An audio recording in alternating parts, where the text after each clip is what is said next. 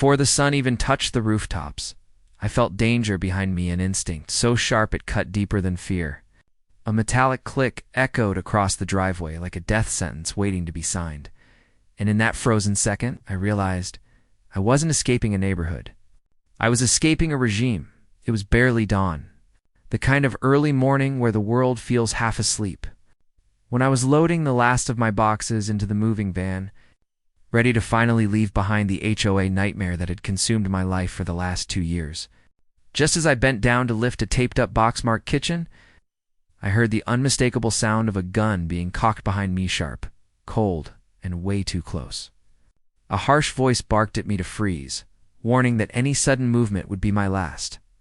I tried to turn my head enough to see who it was, and before I could even complete the movement, a deafening blast erupted. The bullet slammed into my leg with a force so violent it felt like electricity tearing through bone. I collapsed instantly, gripping the pavement as blood pooled beneath me. But the most horrifying part? This wasn't a robbery. This wasn't some random criminal looking for a quick score. The man holding the gun was part of the HOA's so-called enforcement unit, a shadow group, created and controlled by the one person who had turned our peaceful community into a living prison. Karen. Yes. The same Karen who strutted around the neighborhood like she owned the air we breathed. But to understand how the morning ended with me bleeding on my driveway, we have to rewind. 8 years ago, when I first moved to Willow Creek Estates, it was a quiet suburb, filled with friendly neighbors, clean streets, and a simple HOA that mostly cared about holiday decorations and trash pickup schedules. But everything changed the moment Karen bullied her way into the position of HOA president. Almost overnight, she turned the association into her personal empire of fines, threats, and control. She issued new rules every week, ridiculous rules. If your car's tire touched the sidewalk line, fine. If your grass looked tired, fine. If a dog barked during quiet hours, fine. Even coughing loudly after 9 p.m. could get you a written warning taped to your front door in bright red ink. Many neighbors hated it, but they were too scared to challenge her. I wasn't, and maybe that was my mistake. After months of harassment, I finally decided to leave the neighborhood for good. I listed my house, found a buyer, started packing, and even scheduled the moving van. Everything was smooth until Karen showed up at my door at 6 a.m. with a fake smile and a clipboard. She claimed that according to the newly implemented HOA departure policy, no resident was allowed to sell or move out without paying a mandatory exit authorization fee of $3,000. Laughed in her face. She didn't like that. She told me nobody leaves without my approval, as if she ran a criminal cartel instead of a suburban neighborhood. When I refused to pay, she escalated. For the next 2 weeks, she waged psychological warfare. Daily emails filled with threats, group messages accusing me of violating community standards, fake violation notices plastered on my door every morning. Neighbors were warned to keep an eye on me. Cameras appeared on street corners. Cars slowed whenever they passed my home, but I pushed through the intimidation. I was leaving no matter what.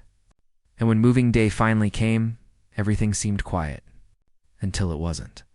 4 men dressed in all black appeared from behind the HOA office fence like they had been waiting for a signal. One carried a real handgun, no doubt about that. They claimed I was trespassing on HOA property, even though I was standing in my own driveway. They told me to surrender my keys, stop loading the truck, and comply with HOA directives. I refused. I reached for my phone to call the police, and that's when they fired. The impact, the blood, the chaos, all happened so fast I barely had time to scream. They grabbed my wallet, phone, and watched to make it look like a robbery, and ran. And that brings us back to the moment where I lay bleeding across the concrete wishing I had left months earlier. The ambulance siren wasn't what scared me. What terrified me was knowing Karen had planned everything step by step, like a general preparing for war. And I wasn't just a target according to her files. I was enemy number 1 by the time the paramedics arrived and lifted me onto the stretcher.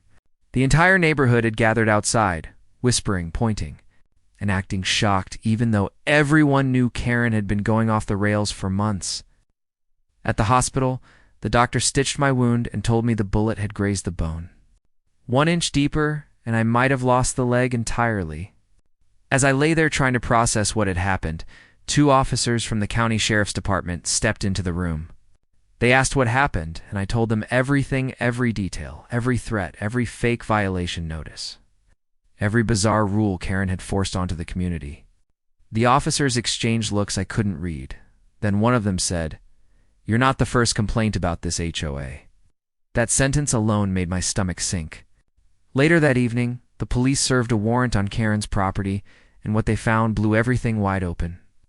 Hidden on her laptop was a folder titled Non-Compliant Residents, and my name was highlighted in red at the top of the list.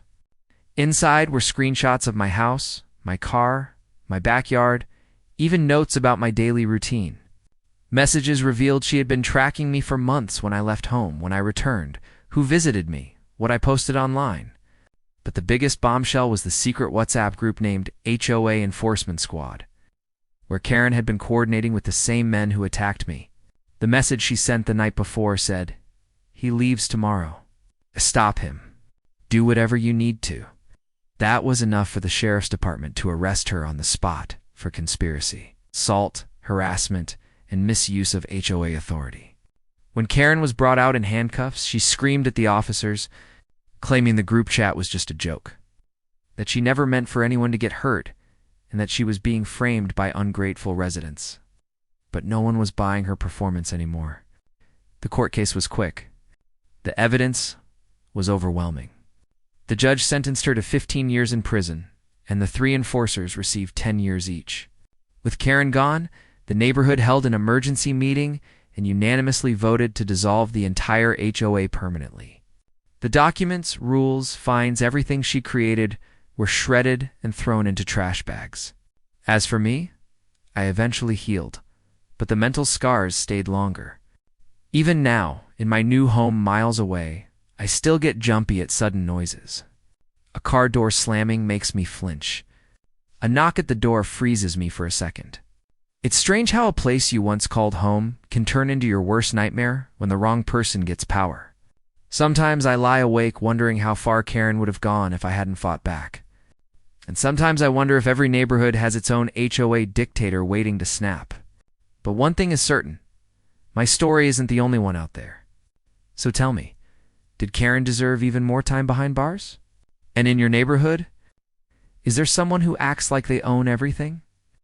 Comment below, share this story, and don't forget to subscribe, because the next HOA disaster I'm about to uncover is even darker.